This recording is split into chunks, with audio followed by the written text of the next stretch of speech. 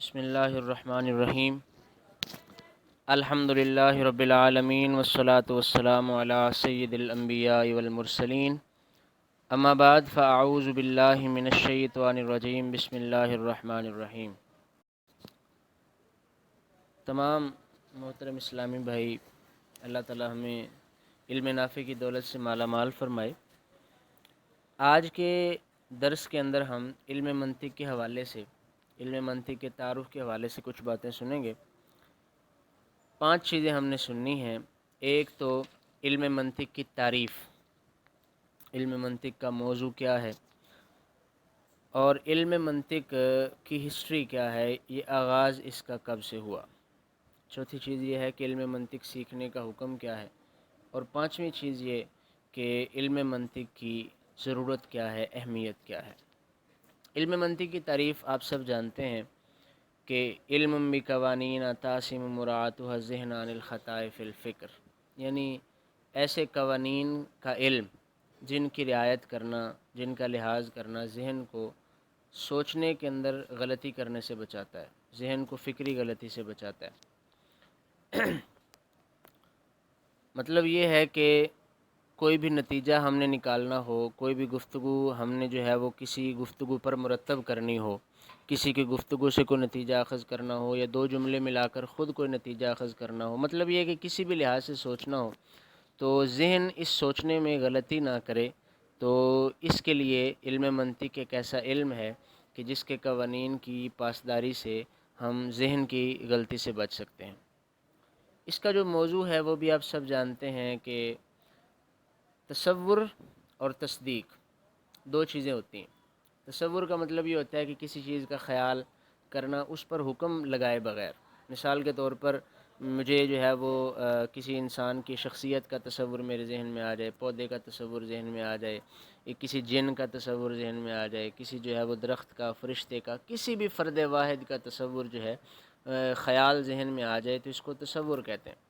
اور اگر اس پر کوئی حکم لگ جائے، جیسے کہ میں کہہ دوں کہ جو ہے وہ درخت کھڑے ہیں، یا انسان جو ہے وہ بیٹھے ہیں، یا فرشتے سجدہ کر رہے ہیں، تو یہ اب اس پر حکم لگایا جا رہا ہے، تو اس کو ہم تصدیق کہتے ہیں۔ تو 2 طرح کی تصدیق اور تصورات 2 طرح کے ہوتے ہیں۔ کچھ تصورات اور تصدیقات وہ ہوتے ہیں کہ جو بدیہی طور پر ہر بندے کو معلوم ہوتے ہیں، جیسے کہ عالم کے اندر، دنیا کے اندر تغیر و تبدل ہو رہا ہے، یہ سب کو معلوم ہے۔ اور کچھ ایسے ہوتے ہیں جو معلوم نہیں ہوتے، جن کو معلوم کرنے کے لیے تگ و دو کرنی پڑتی ہے، سوچنا پڑتا ہے، ان کو کہتے ہیں مجہولات۔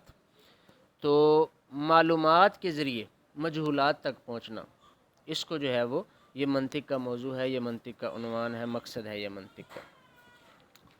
علم منطق کی ہسٹری کیا ہے؟ علماء، مورخین اور محققین یہ کہتے ہیں کہ سب سے پہلے یہ علم حضرت ادریس علیہ الصلاۃ والسلام کو بطور معجزہ عطا کیا گیا۔ حضرت ادریس علیہ الصلاۃ والسلام کی طرف جہاں اور کافی چیزوں کی جو ہے وہ ابتدا منسوب کی جاتی ہے، جیسے کہ درزی، خیاطی جو ہے حضرت ادریس علیہ الصلاۃ والسلام کی طرف سے اس کا آغاز ہوا، اس سے پہلے خیاطی نہیں ہوتی تھی۔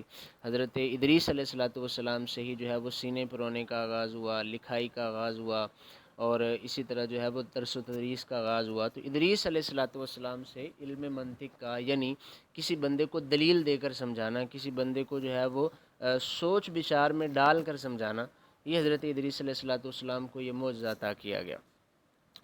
پھر یہ علم جو ہے یونانیوں کی طرف منتقل ہوا، اور انہوں نے اس علم کو باقاعدہ درس و تدریس کا حصہ بنایا۔ سب سے پہلے یونانیوں کے اندر جس بندے کو جو ہے وہ باقاعدہ سکھانے کے لیے، جس نے یہ علم سیکھا اور جس نے اپنی زندگی کو اس علم کے سکھانے میں لگایا، وہ حضرت لقمان حکیم رضی اللہ تعالیٰ عنہ کا شاگرد ہے، بندقیس نام کا یونانی۔ اس کے بعد دوسرے نمبر پر ہے حضرت سلیمان علیہ الصلاۃ والسلام کے صحابی بھی ہیں، اور حضرت سلیمان علیہ الصلاۃ والسلام کے شاگرد بھی ہیں، فیثاغورس، بڑے مشہور حکیم ہیں، اور ریاضی کے کئی مسائل بھی ان کی طرف منسوب کیے جاتے ہیں۔ اچھا، یہاں میں ایک بات جو ہے وہ بتا دوں کہ ریاضی اور منطق کا بڑا گہرا تعلق ہے۔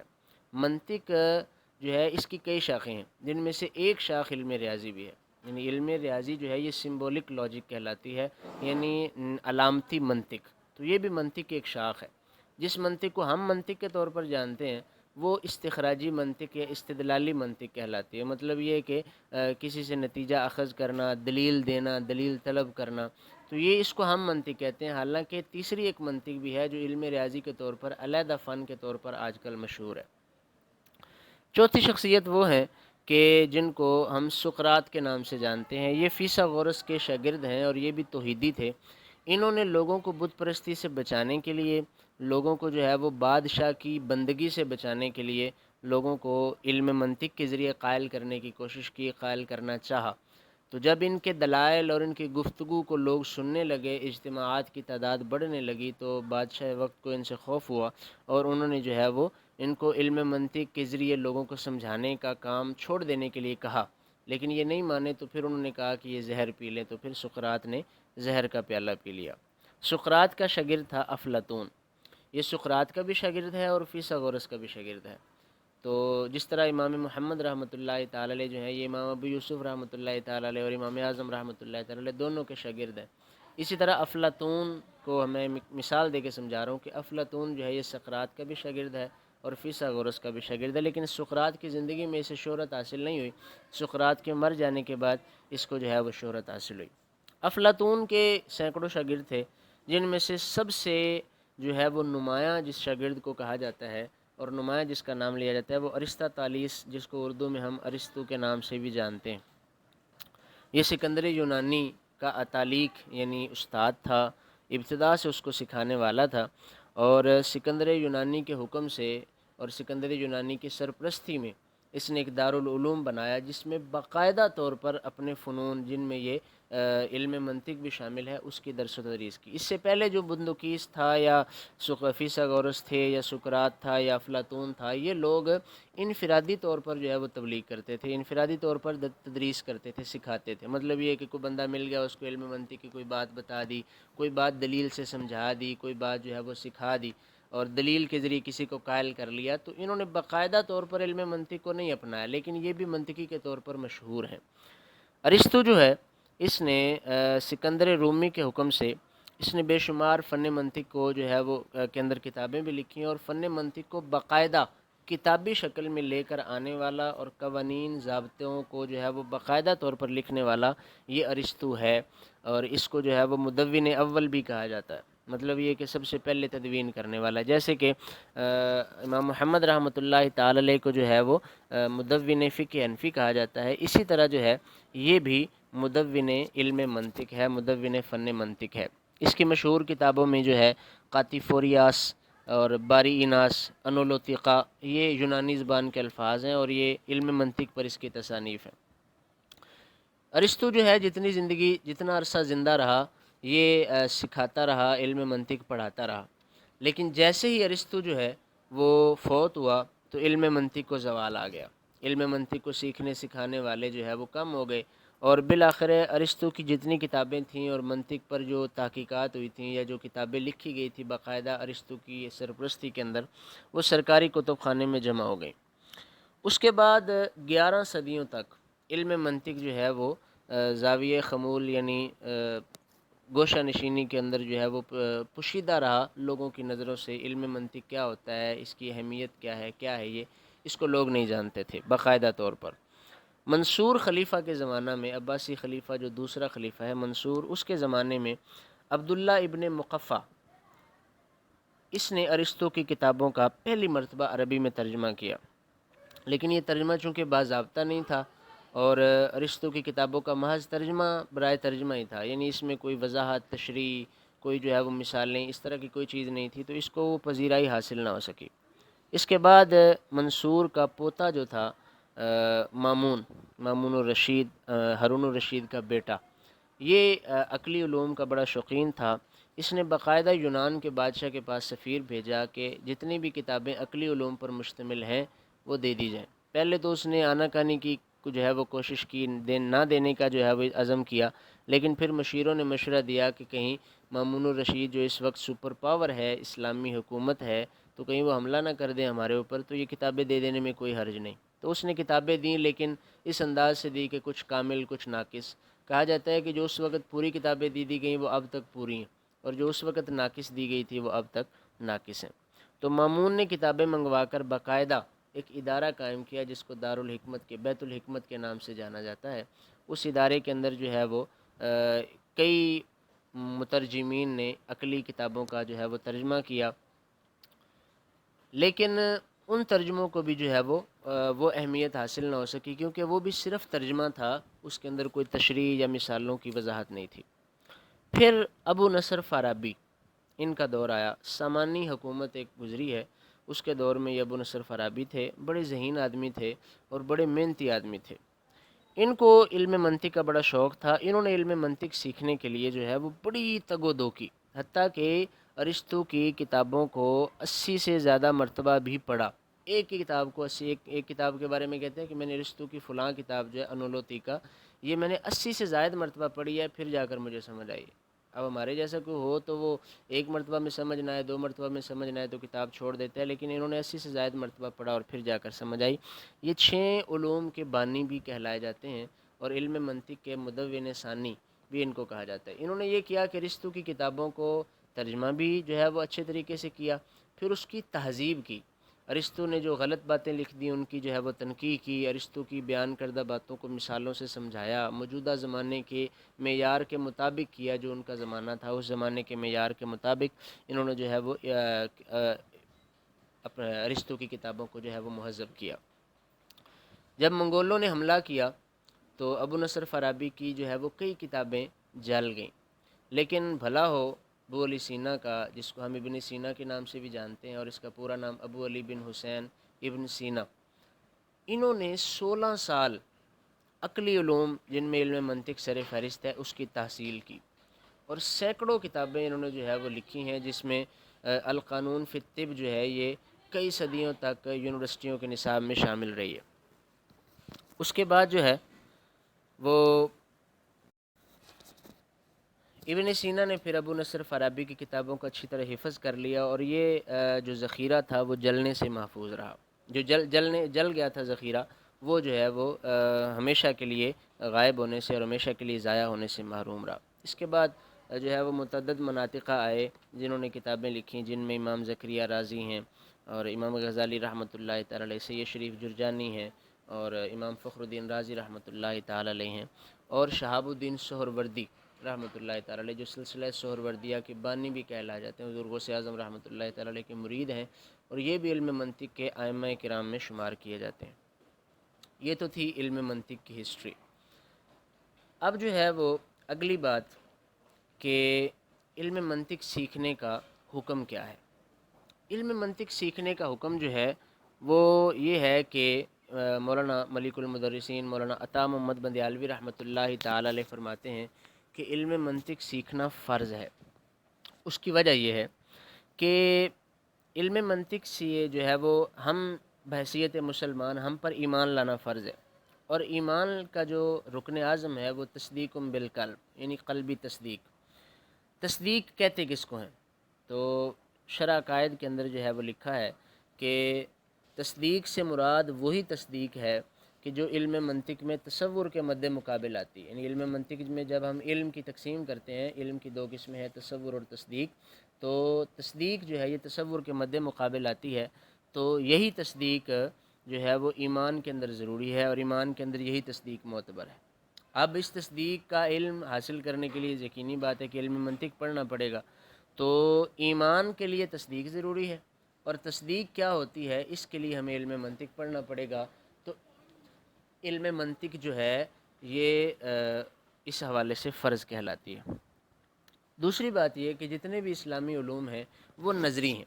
نظری کا مطلب یہ ہے کہ دلائل سے جانے جاتے ہیں، تو جیسے علم کلام ہے، سب سے اہم ترین علم ہے، تو کوئی بھی اس میں جتنے بھی دعوے ہیں، جیسے اللہ ایک ہے، محمد صلی اللہ علیہ وسلم ہمارے رسول ہیں، کتاب اللہ یقینی ہے، جتنے بھی دلائل ہیں یہ دلائل دعویٰ ہیں، اور کوئی بھی دعویٰ بغیر دلیل کے جو ہے وہ یقینی نہیں ہوتا۔ تو علماء کرام فرماتے ہیں کہ اگر عقیدہ رکھنا ہو تو تحقیقی عقیدہ رکھنا چاہیے، کیونکہ تحقیقی عقیدہ رکھنے والا، یعنی جو دلیل کے ساتھ عقیدہ جانتا ہے وہ تحقیقی عقیدہ رکھنے والا ہے۔ تو جو دلیل کے ساتھ عقیدے کا علم رکھتا ہے تو وہ بالاتفاق، کسی کے نزدیک کسی کا اس میں اختلاف نہیں ہے کہ وہ مومن نہیں ہے، وہ بالاتفاق مومن ہے، اور جس کے عقائد دلیل کے بغیر جو عقائد کو جانتا ہے تو اس کے عقائد تقلیدی ہیں، اس کے مومن ہونے میں علماء کا اختلاف ہے۔ ماتریدی تو اس کو بھی مومن کہتے ہیں اور اشاعرہ کے نزدیک وہ مومن نہیں ہے۔ تو اس سے یہ معلوم ہوتا ہے کہ علم منطق کا جاننا کتنا ضروری ہے، کیونکہ تحقیقی ایمان کے لیے جو ہے وہ علم دلیل کی ضرورت ہے، اور دلیل کیا ہوتی ہے، دلیل کس انداز سے دینی چاہیے، یہ علم منطق سے معلوم ہوتا ہے۔ تو اس لیے جو ہے وہ علم منطق کا جاننا یہ ضروری ہے، فرض ہے۔ اب اس اہمیت کے ضمن میں دوسری بات یہ ہے کہ کئی علماء کرام نے علم منطق کو معزز علم کے نام سے یاد کیا ہے، اور امام غزالی رحمۃ اللہ تعالی علیہ کا جملہ بڑا مشہور ہے کہ من لم یعرف المنطق فلا ثقۃ له فی العلوم اصلا، کہ جسے منطق کا علم نہیں ہے اسے کسی بھی علم میں پختگی نہیں حاصل ہو سکتی۔ بعض علماء نے اس کا ترجمہ یوں کیا ہے کہ جس کو منطق کا علم نہیں ہے وہ کسی بھی علم میں پختہ ہو تو اس کے پختہ ہونے کا کوئی اعتبار نہیں۔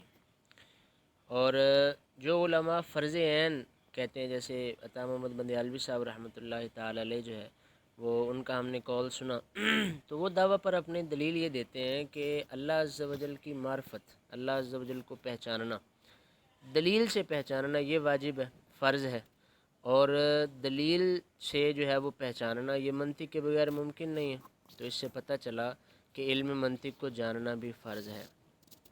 عبدالعزیز محدث دہلوی رحمۃ اللہ تعالی علیہ کا نظریہ بڑا معتدل ہے۔ وہ فرماتے ہیں کہ یہ آلہ ہے، اور جو آلہ ہوتا ہے نا، وہ جس چیز کا آلہ بنے تو اس کے اعتبار سے حکم لگتا ہے۔ اگر وہ کسی اچھی چیز کا آلہ بنے گا تو اچھا ہوگا، اگر بری چیز کا آلہ بنے گا تو برا ہوگا۔ اب اگر علم منطق اس لیے حاصل کیا جاتا ہے کہ اس سے جو ہے وہ مذاہب باطلہ جو ہیں ان کی تائید کی جائے، اور بد مذہبوں کی جو ہے وہ تائید کے اندر بد مذہبوں کے حق میں دلیلیں دی جائیں، تو پھر تو یہ ناجائز ہے۔ اور اگر جو ہے وہ اللہ عز و جل کی معرفت حاصل کرنے کے لیے اور اسلامی نظریے کو ثابت کرنے کے لیے جو ہے وہ یہ علم سیکھا جائے تو یہ بہت اچھا علم ہے۔ علامہ شامی رحمۃ اللہ تعالی علیہ جو ہے وہ فرماتے ہیں کہ جب اسلام کے ماننے والوں کی جو منطق ہے تو وہ تو سارے قواعد اسلامی ہیں، تو اس کی جو بنیاد ہے وہ بھی اسلام ہے، تو پھر اس کو حرام کہنے کا کیا مطلب ہے۔ امام غزالی رحمۃ اللہ تعالی علیہ منطق کو علوم کے لیے معیار قرار دیتے ہیں۔